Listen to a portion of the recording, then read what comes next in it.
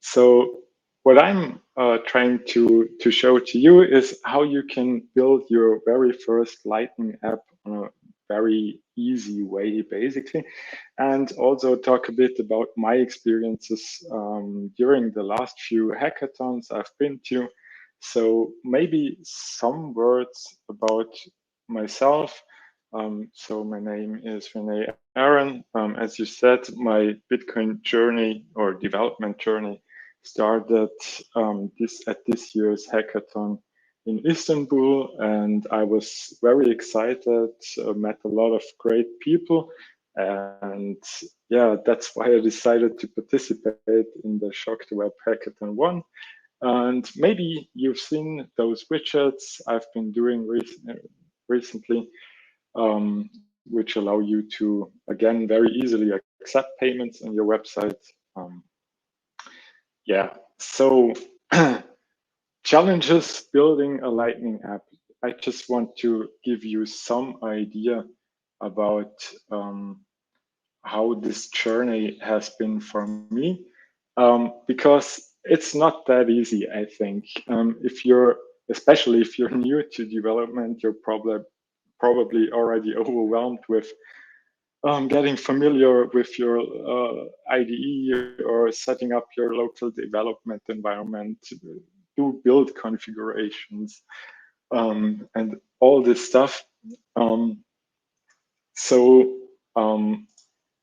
some of the developers might can relate to that, to this commit strip where it says, yeah, you have to install package managers and transpilers just to get going. And yeah, especially at hackathons, you spend quite some time on setting up all the things. And for me, it was like, I don't know, 2 days until I really could start to work on Lightning stuff. And yeah, so this template app idea I came up should also give you some kind of jump start there. But on top of that, you also need to learn about Lightning. What are Lightning channels? How do you manage them? How do you run a node? And on top of that, there are quite some emerging protocols or standards like LNURL and WebLN and probably many, many more. I still learn about that every day. And yeah, you also have to think about things like how do you set up LNURL off locally? I've heard stories from different people having a hard time doing that, and or offering fallback options for users who don't have WebLN and all this stuff. So how do you even verify an invoice has been paid? There are a lot of questions you might come across when building out your Lightning app. All right, so I wanted to give you some overview about some standards there are currently. And you can use them basically today. More and more wallets seem to support those standards, also for WebLN. And so one of the main problems, we're going to start with LNURL. One of the main problems UX-wise is that usually the receiver needs to generate an invoice and hand it on to the sender. So there's always some back and forth involved, whether that is by scanning a QR code or by sending the invoice via some instant messaging, whatever. So LNURL tries to solve this problem by providing some specification for HTTP APIs you can use to interact with the Lightning node, basically. So it allows, for instance, LNURL Pay allows you to remotely generate invoices from the sender side. But there are also a lot of other things in there which I think are worth mentioning, like authentication. We'll get to that in a second. And there are also quite some libraries listed there that you can use today to integrate into your app. On top of LNURL, there is one great emerging standard, the Lightning address concept. So the Lightning address is basically just a human readable identifier. So think of it as your email. And this protocol basically defines where you can find the LNURL pay endpoint, where you then can request invoices from. So this allows your friends to send you money without you having to generate an invoice first. That is very useful. They can just pass on their Lightning address to you. LNURL Auth is also very, I think, a very nice way of doing logins, because it doesn't require passwords or anything. There is also no need to back up anything new. Like for every website you choose a new password, you would need to store it somewhere. Everything is based on your private key. I think Anthony mentioned this before too. So basically, that's a way for you to create identities in your application without requiring any information from your user, like email addresses or passwords. One thing to be aware of, though, the identities are tied to the domain. So be sure your login domain is static, because if this domain changes, the identity of your users will also change. All right, and I've also been busy, working on this WebLN guide. So WebLN, as Moritz pointed out before, is a way to allow seamless payments on the web, and it's a very easy and small API surface. I think there are just a few methods which allow you to do native web payments, so you don't need to present QR codes or anything to your user. They can basically just do one-click payments, as well as also withdrawals. And there are also some advanced features which are, I think, especially in the podcasting space, a lot of things work with key send payments and many more things. And there are obviously other standards as well. They are still on my to-do list. I think we have another session today about LSATs, which I think is also very interesting. Looking forward to that, and many more. So this Lightning app template I came up with, I spent quite some time learning about all the protocols and how to interact with them. And I thought it would be very cool to have some starter template where you have some basic functionality in there, like requesting payments from your users, or some things like fallback QR codes for users who don't have WebLN. And this doesn't mean this is a very sophisticated project in terms of that you can just take it and run it in production.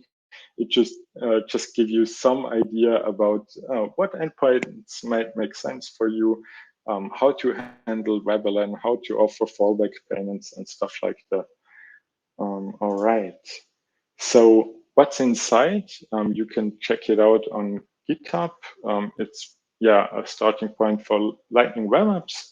It's based on Node.js and Bootstrap. So I figured there are a whole ton of front-end frameworks available, and I don't know what the people will use this hackathon. So I leave that up to you. You can plug in whatever frameworks you want there.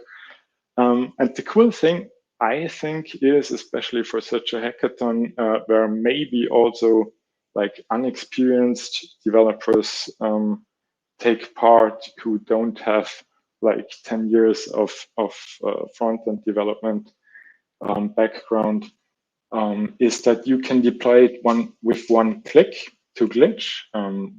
I'll get to that in a second. Right now, it uses Albi accounts in the background, but of course, it's ready to plug in your own node or whatever. Yeah. So what is Glitch? Glitch is like a fun on-ramp for not that experienced developers, I think. You can edit your code right in your browser. You have instant hosting with HTTPS. So that allows you to also do LNURL auth. You can export your projects anytime. Basically, internally, they are Git projects. You can even persist data in some kind of SQLite database. And if you want to sell something or let your users manage some content. And you can also attach custom domains.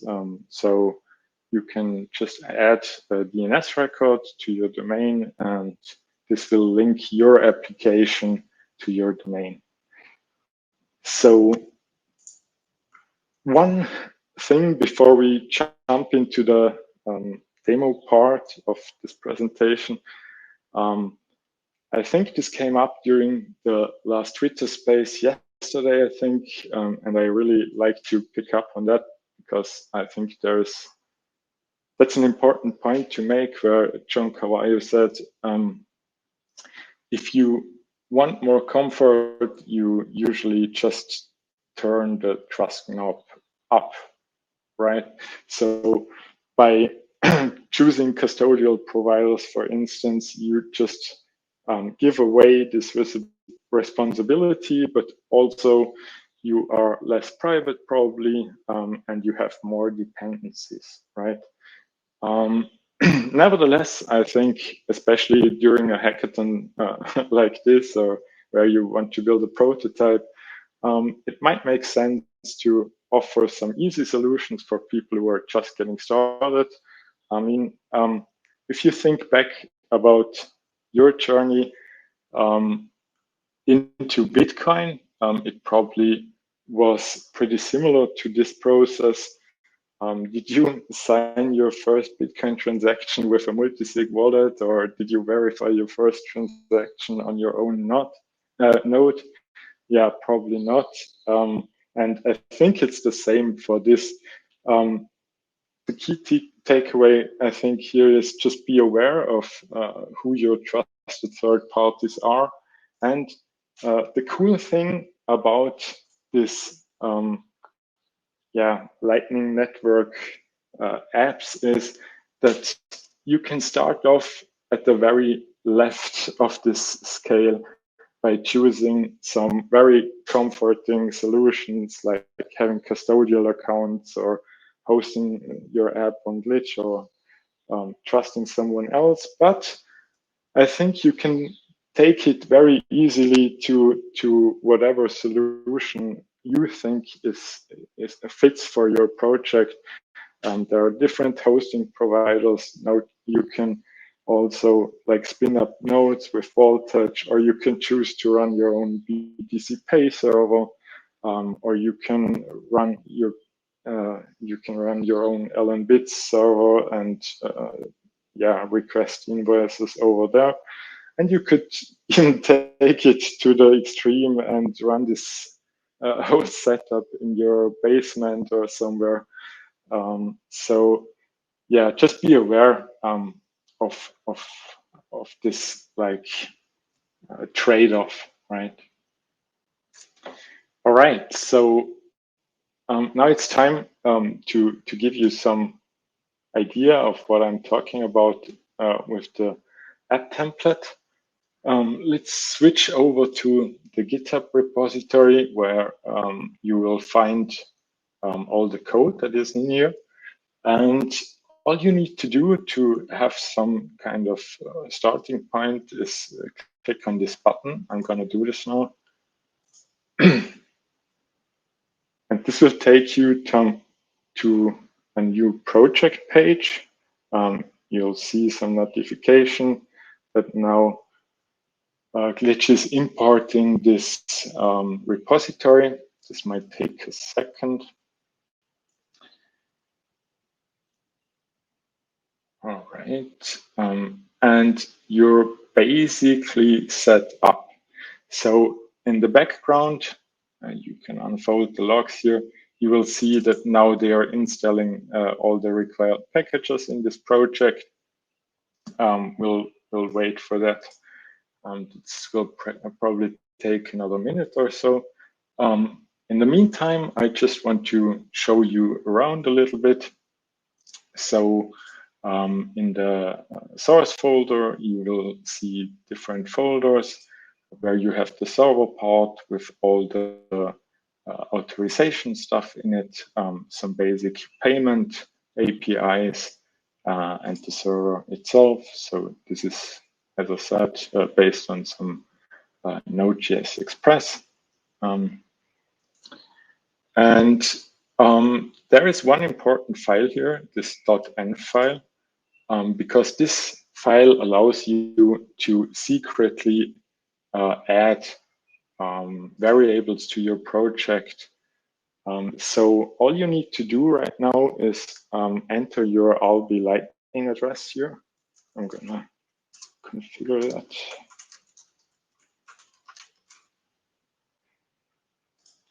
And this will basically link this application to your account. So your account will be used to create invoices, but also to verify that those invoices have been paid. Let's take a look at some pages we have. So basically we have a layout and a pay site, and this when you want to do a payment, we will see that in a second. All right, it seems to be finished. Okay, so it's now running. So this is what you should end up with as soon as you've configured your Lightning address in there. And what you see here is basically 3 menu items. So first, let's do the authorization part. This is exactly what we've been talking about before with LNURL Auth. So I have an Albi wallet here, and I click sign in. Now I've got to choose, do you want to sign in with my browser wallet, so Albi, or do I want to use an external wallet like my mobile wallet and scan a QR code? I want to connect with this browser. So now Albi asks me to confirm this login. And as soon as I click confirm,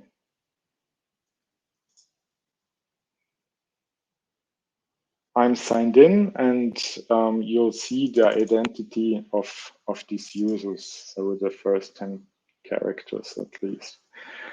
So that means by clicking this button and configuring one environment variable, you have already some kind of basic authentication system. And you can, yeah, it's up to your imagination, right? I mean, you can now let your users post content. You can create the next Stack Overflow or the next meetup.com, whatever you like. So this takes me to the payment part of this app template. So you have 2 options here. You see the code on the left and the screen on the right.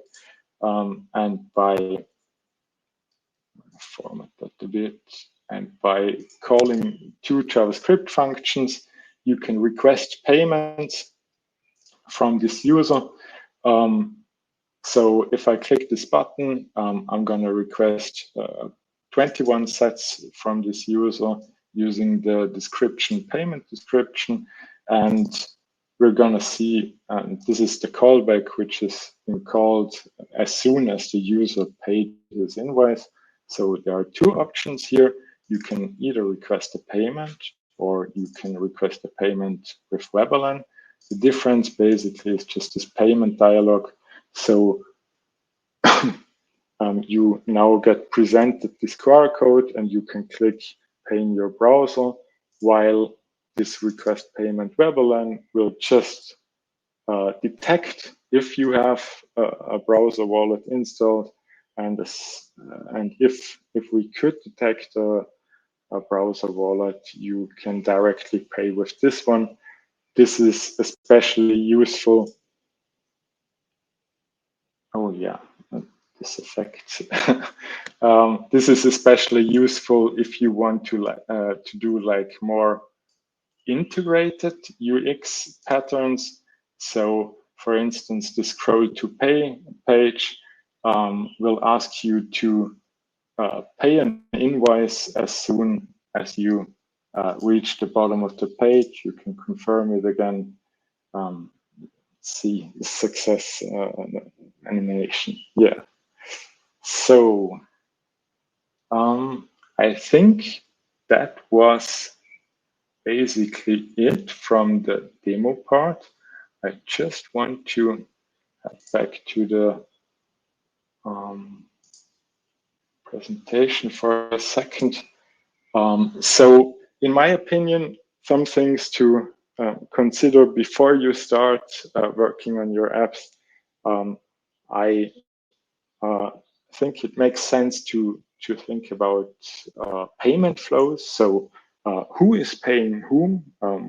Which information do you need from your users in order to allow peer-to-peer payments, for instance? How are you generating the invoices, and where should the funds be sent to? Do you want the payments to be done peer-to-peer, or do you need to custody the funds for your users? And as always, it makes sense, especially if something is not working, to check the wallet support matrix in, for instance, the LNURL repository. Not every wallet supports every LNURL pay subtype. So you might want to check those as well. You might want to think about different use cases. So not everyone will have this browser wallet installed. So think about how users would pay your apps if they use mobile wallets, or even cross-device scenarios where the user works on his desktop but wants to pay with his phone. Oftentimes you will just display a QR code. And also one thing, do you really need the identity? Because oftentimes you just need an identity basically to prevent spam. And by integrating Lightning payments into your application, maybe that isn't even needed anymore. So maybe it's just some kind of a pay-as-you-go service, right? Okay.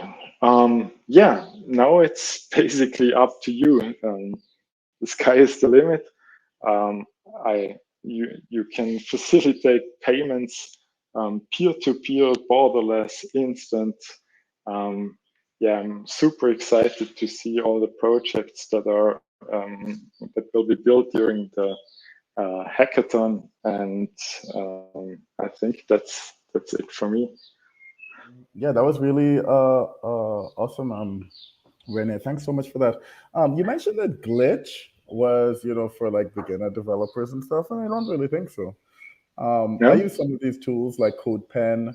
I've not used Glitch, but I use some of these tools if my development environment isn't local on my machine.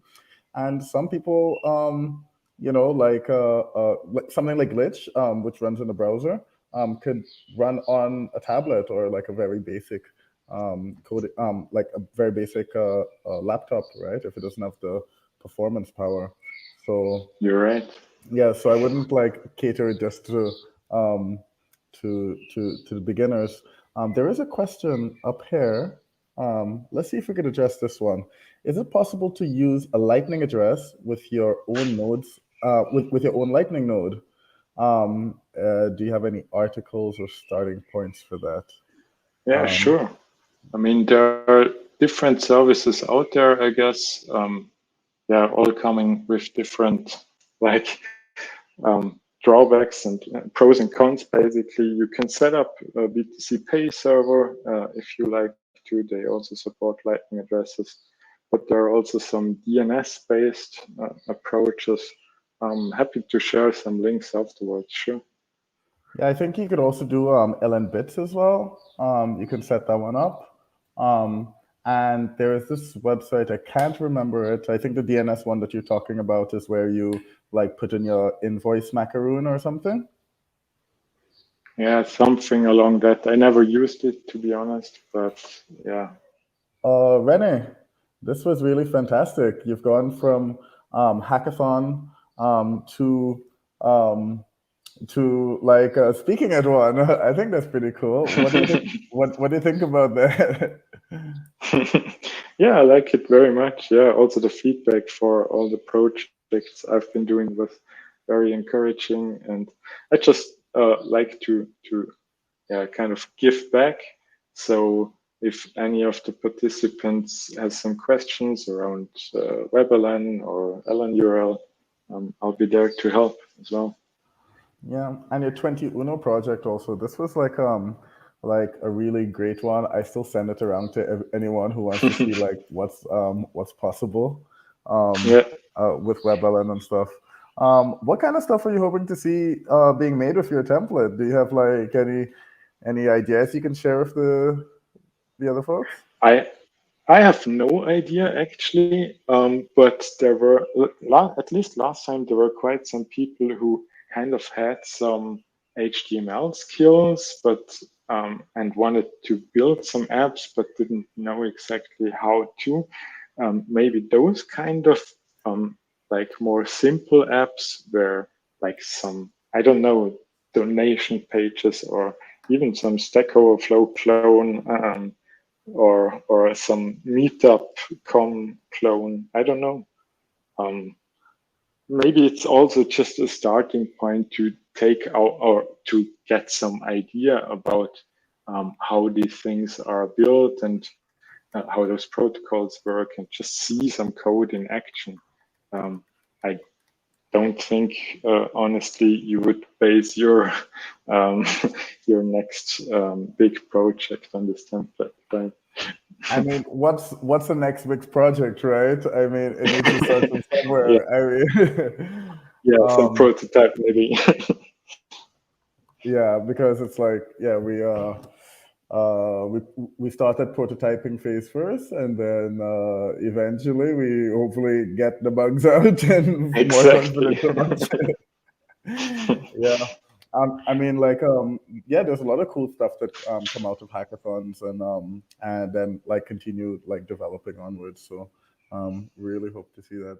Yeah, Yeah. I mean, what about any of the other talks that we had like earlier today and stuff? There's obviously a lot of talk about like potential that like Lightning has to offer with different UX patterns and things like that. And we also obviously had the Web3 panel talk on Twitter Spaces. I think I saw you in there. Was there anything that you took away from that where you thought, oh, hey, that could be an interesting idea to work on? Yeah, maybe ignoring like a time frame. Obviously, I know we've only got like 3 days to work on it, and last time was probably not too dissimilar actually, but even if you had all the time in the world, right? Let's say you had a month or a year or something. What would really excite you to hack on? Ooh, that's a good question, Ed. That's a good question. Um, Honestly, I never thought about that. Maybe I'll use the hackathon to do that. um, I don't know, to be honest. I don't know. There are so many things, and I'm still like learning so much stuff all the time. So it's really hard to have an overview and to like even grasp all the things which are made possible. I don't know. Currently, I'm focusing on maybe making it easier for developers to really get going with their Lightning apps. So I think there's a lot of room for improvement, but also maybe one thing. So this whole publisher kind of idea where you make it easier for publishers to integrate Lightning payments into their website. And what I like that so much about this idea is that you have some kind of a multiplier, right? You not only reach if you build an app, you just reach the users who use this app. But if you build something for publishers, you have like with one website you could reach thousands of users, and this is really something I've been thinking about a lot lately. So it's more or less like related to this widget I've been building, where you just add a few lines of code to your website, but maybe more sophisticated way, maybe some paywall stuff, or I don't know. Some you for sure know those Stripe widgets, right, or something like that, something along those lines, maybe. Yes, somebody mentioned having some kind. I think it was on the Twitter contest that we had. Someone mentioned about what do you call it? Like a paywall kind of widget. I'm not sure how that would work. Like, how do you imagine something like that working? Yeah, maybe by, I don't know, offering dedicated plugins for different, I don't know, WordPress instances, or I mean, in the optimal way, you would just build one snippet that works for everything. But I have no idea about how you can prevent non-paying users, for instance, from accessing content that needs to be out there, right? So Yeah. I think there's always some server part involved, maybe. Yeah, definitely. I mean, yeah, because like the only way I would see it possible is that you kind of have to like, yeah, like host the content for the person, but then you become like a CMS yourself, right?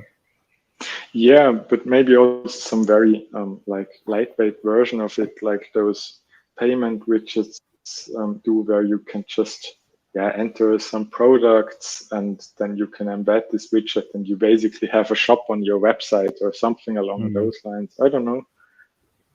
Maybe that could work. So this is a link to Lightning address. I posted it on Twitter, and let's put it up here, I guess. lightningaddress.com. And if you scroll down to the bottom, then it shows you the different domains and also like self-hosting tools for Lightning address, where you can connect it up to your own node, which is kind of important. Like what you mentioned about this trust and comfort, right? It's like you can use it maybe in a hackathon.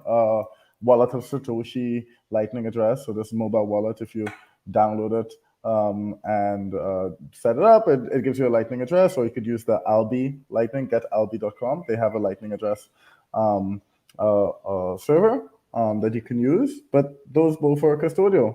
But you have the option, if you want, because this is Bitcoin, right? And you want to deal with like interoperability and stuff like that. We're dealing with standards and specifications.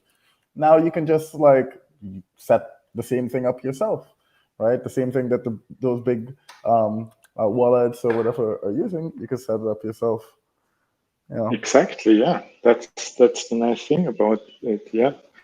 And as I said, I think it's pretty natural to start the easy way and advance from there. I mean, that's how learning works, right? When 20 Uno Lightning addresses. Soon TM, right? 2 weeks, yeah. Yeah, I don't know. To be honest, I'm a bit hesitant to take custody over funds from others. So I don't know. Well, you don't have to take custody of those funds, but there is it's basically allowing people to utilize your DNS, right? Yeah, you could set it up that way too. Yeah, you're right. Yeah. So if you put in your invoice macaroon, so for anyone who doesn't know, these oh, hands again. Ooh. Sorry. I get distracted easily. Yeah, so yeah, like on your node, there's these like these permission tokens that you can give, and like your node could do like a whole bunch of different functionalities, like send, create invoices, sign things, and whatnot. But you can, and there's different like management tools that you like, operational stuff that you might that there's permissions for. You can, with these macaroons, right? They're like cookies in a way, but yeah. You can say, hey, I want to give someone the permissions to just do this only this one task. And that's that one task for a Lightning address would be generating invoices from the node. And if you give this to a web service that is basically providing you with the domain name for processing those Lightning, like for processing requests, you can basically just drop your invoice macaroon there, and I think it's fine. I don't think there's any attack vectors on it, so you should be fine. Yeah. I think there is also a LN Bits plugin for that to sell subdomains or something, right? LN Bits? Yeah. Ah, wow. Yeah. So Ben Ark from LN Bits, so I'll try to pull up his talk from last time. But yeah, Ben Ark from LN Bits had a presentation on that, so that's a good call out. It's kind of trade-off between convenience, whether it's like speed or UX or whatever it is, and then trust. And with a service like Lightning address, you have to kind of like turn up that trust a bit. Maybe we can just talk a little bit about that Lightning address is kind of like a hosted service, and then maybe how something like Satdress could be an interesting alternative as a federated service. I'm not sure what the federation part of it is, but yeah, so I'm looking at the README. It allows you to use multiple domain names in a comma separated list. Okay. So, yeah, I'm not sure what the federation part of it is, but effectively, it's a web server, right? It's a web server that you run, and it allows you to then process Lightning address requests from a mobile application. And there's going to be like a bunch of different tools for that. Something that I've been trying to play around with is how do you do this in a static hosting environment like Netlify or maybe even GitHub Pages or something? Yeah, where do Uni have front-end code? Yeah, where it's only front-end code, because the thing about Lightning addresses, I'll show you what the thing looks like. So yeah, so this one here, domain.com/wellknown /LNURLP, I messed it up again, /René. What that will result into as a Lightning address will be René@domain.com, right? And to serve this up, you need a web service because the /René is supposed to be a JSON file getting returned, right? And it doesn't process .json. Yeah. So I'm playing around with this right now to see how it's going to be possible on Netlify, maybe I do a little write-up on it or something. Yeah, I've heard from one service. I mean, again, you turn the trust knob up, right? But there are quite some like APIs out there which allow you to convert your Lightning address into an invoice. But yeah, of course, you have to trust them again. I don't think it's that hard to really spin up this for yourself, probably. So it's basically just a function using this LNURL pay NPM package, right? Yeah, the LNURL pay or LN bits. Like you could set up something on voltage.cloud. You could set up a BTC pay server there, and BTC pay server has that functionality for Lightning address baked right in.